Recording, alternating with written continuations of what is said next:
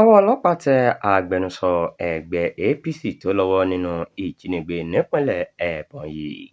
Ọwọ́ ọlọ́pàá ìpínlẹ̀ Ebonyi ti tẹ agbẹnusọ fún ẹgbẹ́ òṣèlú All Progressives Congress, Mr. Simbad Ogbuatu, ẹ̀ka ti ìpínlẹ̀ náà, wọ́n sì ti jù sákòlò wọn lórí lílọ́wọ́ nínú ìjínigbé tó ṣẹlẹ̀ nípínlẹ̀ náà láìpẹ́ yìí.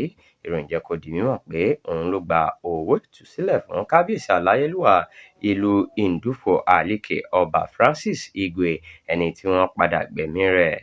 Ọmọ olóògbé ọ̀hún, Kelechi Igwe, ló ti fìgbà kan rí jẹ́ igbákejì gómìnà ìpínlẹ̀ Ebonyi láàrin ọdún 2015 sí 2023. Àṣírí ọ̀rọ̀ yìí tú síta nígbà tí gómìnà Francis Nwifuru ṣàbẹ̀wò ìbánikẹ́dùn sáwọn mọ̀lẹ́bí kábíyèsí ọ̀hún lọ́jọ́ Sátidé tó kọjá.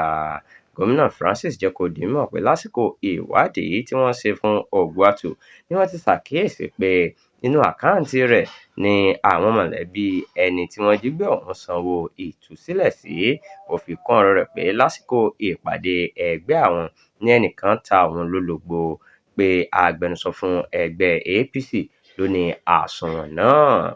Àmọ́ ṣe ni agbẹnusọ ọ̀hún sọ pé òun kò mọ nǹkan kan nípa bí owó náà ṣe jẹ́ ju pé ọmọọṣẹ́ òun fowó tó mílíọ̀nù lọ́nà 200 náírà ránṣẹ́ sínú àkáǹtì òun tó sì sọ pé owó ilẹ̀ kan táwọn tà ni.